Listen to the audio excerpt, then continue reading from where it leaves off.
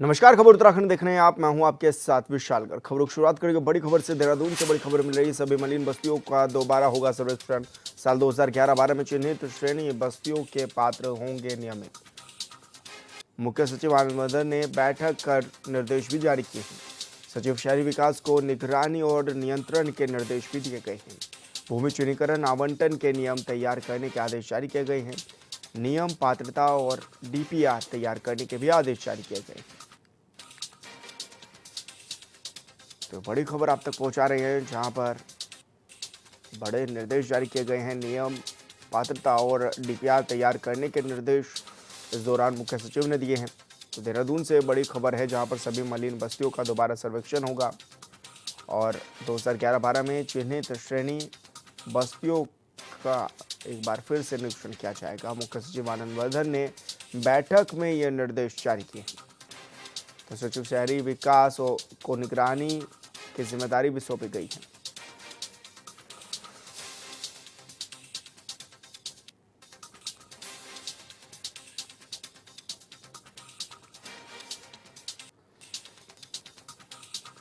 तो सभी मलिन बस्तियों का दोबारा से सर्वेक्षण होगा। मुख्य सचिव ने बैठक की है और में ये इस तरह के निर्देश भी जारी किए गए हैं।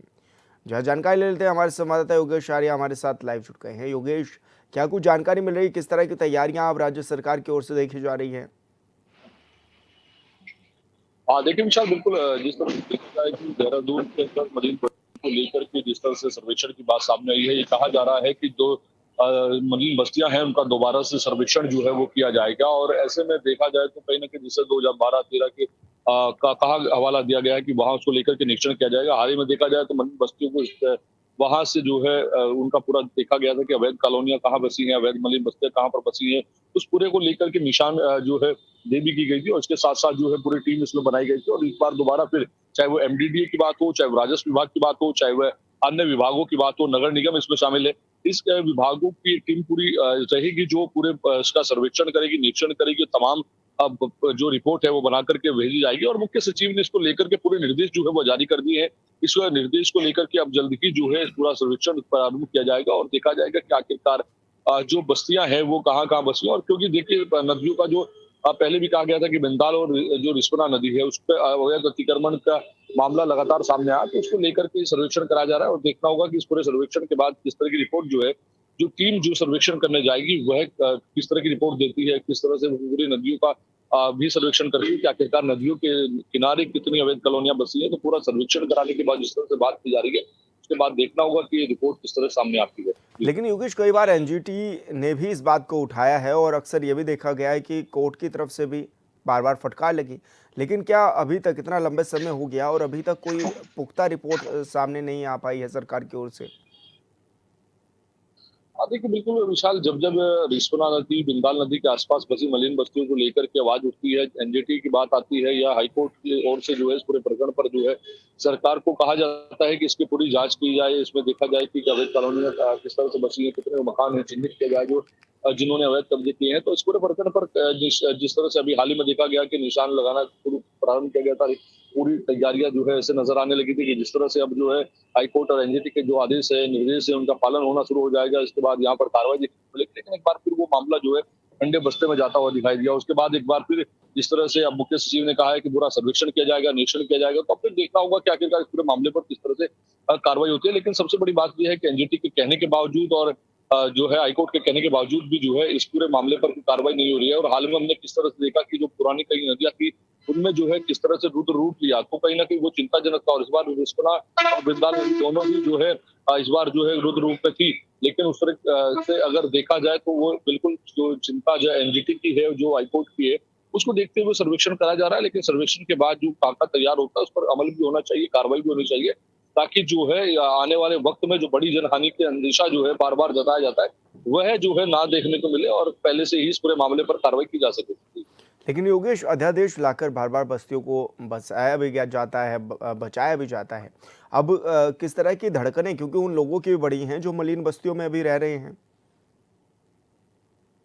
देखिए बिल्कुल दरकें बनना लाज़मी है, क्योंकि जिस तरह से वहाँ पर जो है नदियों का स्वरूप देखा जाए तो वह कम हुआ है, क्योंकि नदियाँ पहले जिस हिसाब से वहाँ पर बहती थी वो उसका देखा जाए तो दायरा कम हुआ है। और इसमें कहीं न कहीं चाहे वह सरकार कोई भी रही हो तो उनके समय पर अवैध अतिक्रमण हुए हैं और इसी पूरे अतिक्रमणों को लेकर के कहीं न कहीं सरकार को संजीदा होना पड़ेगा और उस पर एक सख्त कदम जो है वो उठाना पड़ेगा, क्योंकि जो है अगर इस तरह की इस पर पूरे प्रकरण पर अध्यादेश लाकर के सुरक्षित करने की बात जो है की जा रही है, तो कहीं न कहीं आने वाले वक्त के लिए घातक हो सकती है। तो इसके लिए सोचना होगा कि आखिरकार इस पर किस तरह की कार्रवाई की जाए, विस्थापन किया जाए, तो किस तरह से काम हो, क्योंकि आने वाला वक्त जो है वो कहीं न कहीं जो है चुनौतीपूर्ण रह सकता है। ये अंदाजा जो है लगातार एनजीटी की ओर से लगाया जा रहा है। हाईकोर्ट भी इसीलिए लगातार सरकार को चेताने का काम कर रहा है और जिस तरह से नगर निगम को पूरी इसी टीम बना करके इस पर चिन्हीकरण का कार्रवाई कराई गई थी, उसके बाद जो है लगातार कहा जा रहा था इस पर कार्रवाई होनी चाहिए, लेकिन उसमें भी देखा गया कि लेट लतीफी जो है वो लगातार जारी है। तो अब देखना होगा कि पूरे प्रकरण पर जिस तरह से मुख्य सचिव ने खुद कहा कि इसका सर्वेक्षण किया जाए, तो सर्वेक्षण कराने के बाद जो रिपोर्ट जो मांगी गई है, उस रिपोर्ट के आधार पर उस खाका जो पूरा तैयार करने के लिए कहा गया था, उसके आधार पर किस तरह से जो है अगली कार्रवाई जो है अमल में लाई जाती है, या फिर सिर्फ जो है ये कागजी कार्रवाई के तौर पर देखा जा सकता है इसको। ये देखना होगा, आने वाला वक्त ये क्लियर कर देगा कि आखिरकार ये जो है सर्वेक्षण किस दिशा में जाएगा। जी बिल्कुल योगेश, बहुत शुक्रिया आपका तमाम जानकारी साझा करने के लिए। और बड़ी खबर का रुख करेंगे। बद्रीनाथ धाम में श्रद्धालुओं की संख्या ने एक बार फिर बनाया रिकॉर्ड। अब तक 14,53,000 श्रद्धालुओं ने किए दर्शन। 25 नवंबर को बंद होंगे बद्रीनाथ धाम के कपाट। 2024 में 14,35,000 श्रद्धालुओं ने किए थे दर्शन। तो बड़ी खबर अब तक पहुंचा रहे हैं, जहां पर 14,53,000 लोगों ने पिछली बार दर्शन किए थे और 25 नवंबर को कपाट बंद भी होने जा रही है। तो इस बार 14,35,000 श्रद्धालु बद्रीनाथ धाम में पहुंचे दर्शन करने के लिए, यानी कि पिछली बार का रिकॉर्ड जो है वो टूटा है एक बार फिर से। और यात्रियों की चार धाम में संख्या भी काफ़ी बड़ी है और इसी के चलते बद्रीनाथ धाम में जो श्रद्धालु पहुंचे उनका रिकॉर्ड भी टूटता हुआ नजर आया है। हालांकि चारों धामों में ही बड़ी संख्या में तीर्थयात्री पहुंच रहे हैं।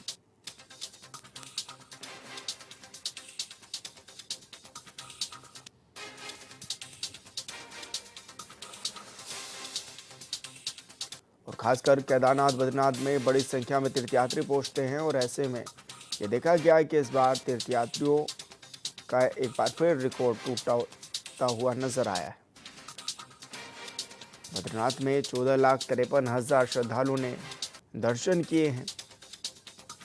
हालांकि ये भी बताया जा रहा है कि 25 नवंबर को कपाट बंद होने जा रहे हैं।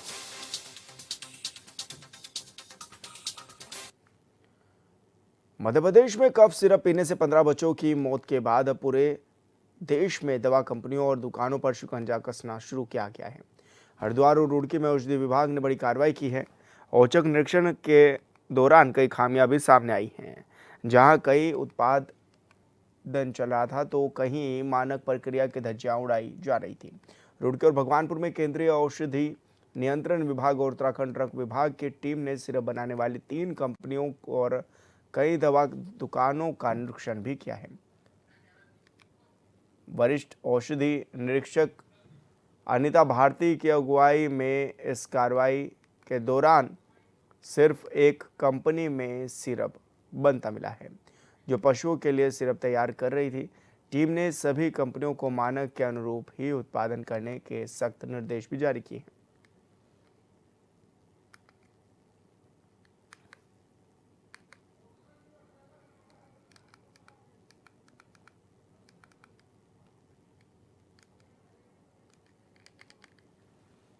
आज आपके द्वारा कार्रवाई की गई है, किस फैक्ट्री के ऊपर कार्रवाई की है, क्या कुछ हुआ है? जैसा कि हमारे द्वारा लगातार जो है मेडिकल स्टोर और कंपनियों में निरीक्षण किया जा रहा है। आज हमारे द्वारा सिडकुल IP2 में एक कंपनी का निरीक्षण किया गया, जिस कंपनी में लिक्विड सिरप बनाया जाता है, बच्चों का भी बनता है और बड़ों का भी बनता है। तो वहाँ पर भारी अनियमितता मिलने पर उसे आज हमारे द्वारा स्टॉप प्रोडक्शन ऑर्डर देते हुए जो है उसके द्वारा जो माल जो FG स्टोर में रखा हुआ है उसे वितरण ना करने के आदेश दिए हैं। और जैसा कि हमारे द्वारा लगातार जो है कंपनियों के और मेडिकल स्टोर के निरीक्षण हमेशा से लगातार किए जा रहे हैं, बट अपर आयुक्त द्वारा उस पर और तीव्रता लाने के आदेश दिए हैं, ताकि जो है जल्दी से जल्दी जो है कंपनियों का निरीक्षण हो सके और साथ ही रिवाइज GMP के अनुसार ही जो है कंपनियां आगे काम कर सकें। उत्तराखंड हाईकोर्ट ने कॉर्बेट पार्क के पूर्व निदेशक राहुल के खिलाफ मुकदमा चलाने की अनुमति देने के मामले में सुनवाई करते हुए सीबीआई और राज्य सरकार से 28 अक्टूबर तक जवाब देने को कहा है। पूर्व निदेशक राहुल की ओर से इस मामले को चुनौती दी गई है। याचिकाकर्ता की ओर से कहा गया है कि कालागढ़ टाइगर रिजर्व के पोखरों में शासन के बिना अनुमति के निर्माण कार्य करने और पेड़ों के कटान के मामले में सीबीआई की ओर से जांच की जा रही थी। सीबीआई की ओर से आरोप पत्र दाखिल करने के साथ ही 4 सितंबर 2025 को कुछ अधिकारियों के खिलाफ मुकदमा चलाने की अनुमति भी दे दी गई है, जबकि तत्कालीन निदेशक राहुल को इससे अलग कर दिया गया है।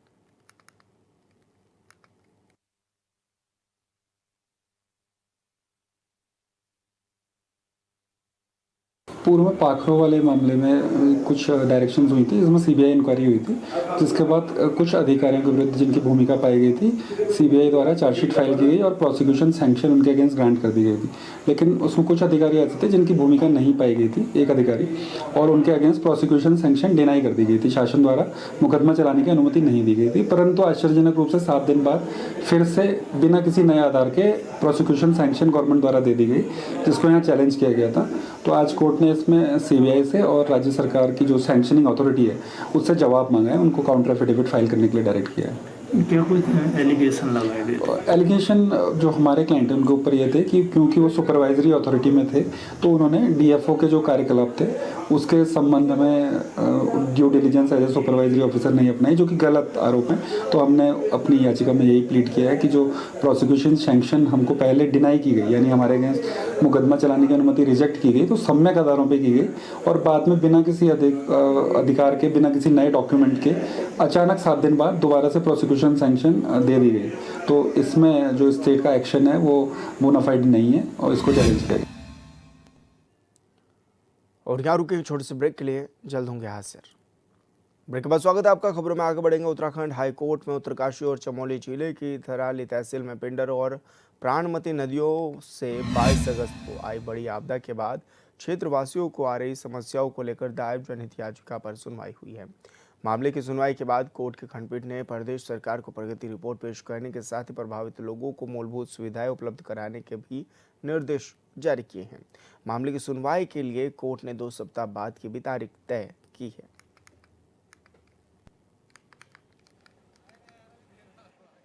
ये जनहित याचिका जो दाखिल करी गई थी ये मेरे द्वारा ही करी गई थी, इन पर्सन करा था मैंने। और इसमें जो सड़क की बदहाली थी, हॉस्पिटल बिल्कुल डिस्ट्रॉय हो गया था वहाँ पे, उसे शिफ्ट कर दिया गया था दूसरी जगह में।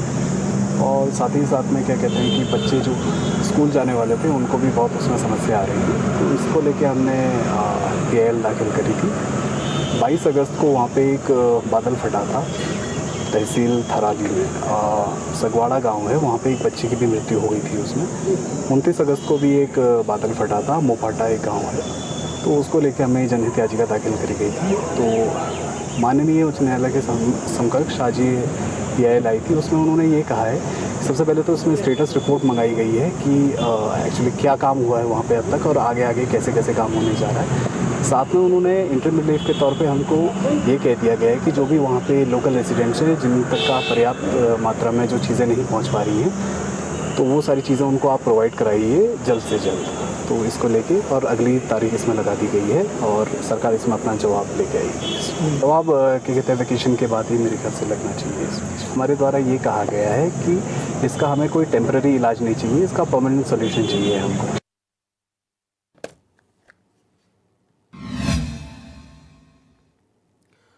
पौड़ी गढ़वाल के डुगड्डा विकासखंड के ग्राम जमरगढ़ी में वित्त चल्लागम और निर्वाचन सचिव दिलीप जावलकर ने दौरा किया है।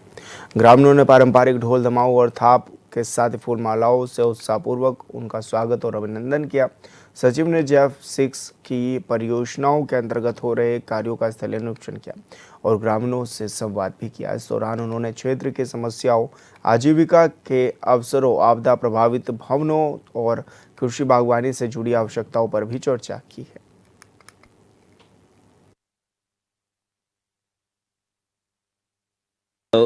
विश्व बैंक द्वारा धनपोषित यह योजना एक जेफ योजना है, जिसका मुख्य उद्देश्य है कि किस प्रकार से अभी हम लोग कृषि को इस प्रकार से हम लोग करें कि उसमें जंगली जानवरों से होने वाला आपका नुकसान है वो कम से कम हो, और जलवायु परिवर्तन हो रहा है उसके अनुसार जो जिस प्रकार के हम लोगों ने ये क्रॉप्स लगाने चाहिए, किस प्रकार से जो है उसमें सुधार कर लिया जाए या बदलाव कर लिया जाए, ये मुख्य उसका उद्देश्य है। और उसी के हिसाब से आज यहाँ पर ग्रामीणों के साथ यहाँ पर एक बैठक की गई और काफ़ी अच्छी बैठक रही। उसमें काफ़ी लोगों का काफ़ी सुझाव प्राप्त हुए हैं और उसी के अनुसार हम लोगों को आवश्यकता है कि उसके हम लोग ये कार्य योजना बनाएं अपनी और उसका क्रियान्वयन करें। कालाढूंगी में देर रात दो पक्षों में जमकर फायरिंग हुई है। वहीं फायरिंग के चलते रामलीला देख रहे भक्तों में भगदड़ मच गई। दोनों पक्षों ने एक दूसरे के खिलाफ कोतवाली में तहरीर दी और पुलिस ने मुकदमा दर्ज कर जांच भी शुरू कर दी है। बता दें कि 2 दिन पहले रामलीला मैदान में हुई मारपीट को लेकर विवाद चल रहा है, जिसके बाद दोनों पक्षों में समझौता भी हो गया है।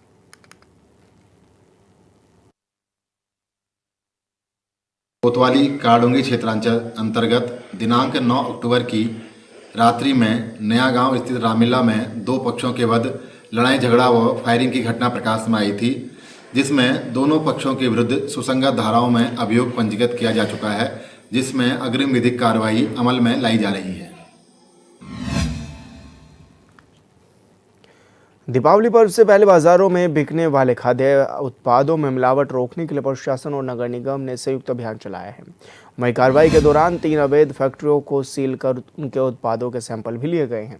निरीक्षण में पाया गया है कि फैक्ट्रियों में गंदगी और अस्वच्छ माहौल में खिलौने और बताशे तैयार किए जा रहे हैं और प्रारंभिक जांच में जहरीले पदार्थों के इस्तेमाल की आशंका भी जताई जा रही है।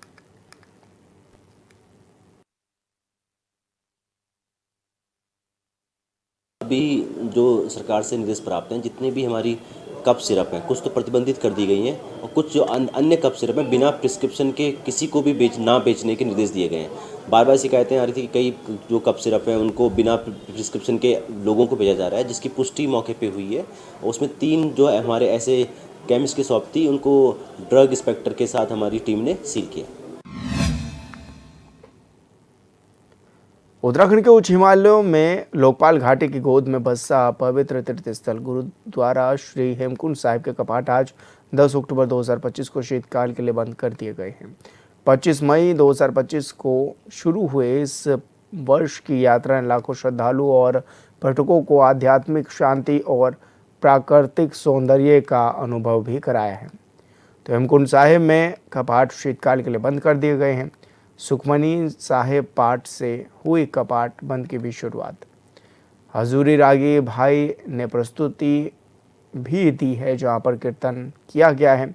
इस साल ये भी बताया जा रहा है कि 2,75,000 श्रद्धालुओं ने दर्शन पूजन भी किए हैं और ऐसे में ट्रस्ट चेयरमैन ने राज्यपाल और सीएम का आभार भी जताया है।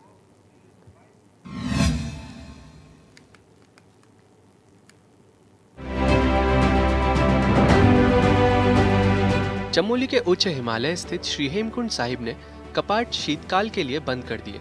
कपाट बंद होने की शुरुआत सुखमनी साहिब पाठ से हुई, जिसके बाद श्री हरमिंदर साहिब अमृतसर के हजूरी रागी भाई मनिंदर सिंह ने कीर्तन प्रस्तुत किया। साल की अंतिम अरदास के बाद श्री गुरु ग्रंथ साहिब को गोविंद धाम ले जाया गया। पंच प्यारों के नेतृत्व में शोभा यात्रा में कीर्तन और जो बोले सोनिहाल सस्त त्रियाकाल के जय घोष गूंजे। लगभग 2000 श्रद्धालुओं ने इस आयोजन को देखा। सूरज की चमक ने समारोह को और मनोरम बनाया। नाम संदीप सिंह है और हम कानपुर उत्तर प्रदेश से हैं और हेमकुंड साहब श्री हेमकुंड साहब की यात्रा में हम विगत कई वर्षों से मतलब 15-20 वर्षों से लगातार आ रहे हैं। तो यात्रा तो हर बार ही सुखद रहती है, बढ़िया रहती है।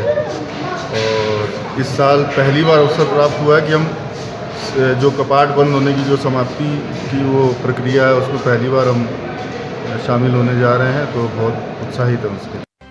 श्री हेमकुंड साहिब गुरु गोविंद जी से जुड़ा तीर्थ स्थल 15,200 फीट की ऊंचाई पर स्थित है। लोकपाल के नाम से प्रसिद्ध यह स्थान अपनी शांति और पवित्रता के लिए जाना जाता है। हिमाच्छादित पर्वत, पुष्प घाटी और सरोवर का प्राकृतिक सौंदर्य धार्मिक यात्रियों, पर्यटकों और ट्रैकर्स को आकर्षित करता है। इस वर्ष लगभग 2.75 लाख श्रद्धालुओं ने दर्शन किए। ट्रस्ट चेयरमैन नरिंदर जीत सिंह बिंद्रा ने मौसम की चुनौतियों और सोशल मीडिया पर अफवाहों के बावजूद आए यात्रियों का आभार व्यक्त किया। नरिंदर जीत सिंह बिंद्रा ने श्रद्धालुओं से अनुरोध किया कि वे विनम्रता और परमात्मा में विश्वास के साथ दर्शन के लिए आए। साथ ही उन्होंने सुझाव दिया कि सोशल मीडिया की अफवाहों पर ध्यान देने के बजाय मौसम और सड़क की स्थिति जानने के लिए स्थानीय गुरुद्वारों से संपर्क करें। समारोह में सीईओ सेवा सिंह, मैनेजर कुलजीत सिंह और सहायक मैनेजर मोनू सिंह उपस्थित रहे। चेयरमैन बिंद्रा ने राज्यपाल गुरमीत सिंह, मुख्यमंत्री पुष्कर सिंह धामी, मुख्य सचिव आनंद वर्धन, डीजीपी श्री दीपक सेठ, डीएम श्री संदीप तिवारी और एसपी सर्वेश पवार सहित प्रशासन, पुलिस और एसडीआरएफ का धन्यवाद किया।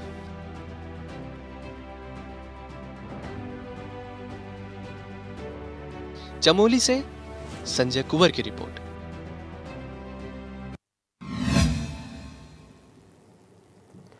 और खबर उत्तराखंड में मेरे साथ इतना ही। आप देखते रहिए चैनल 24/7। नमस्कार।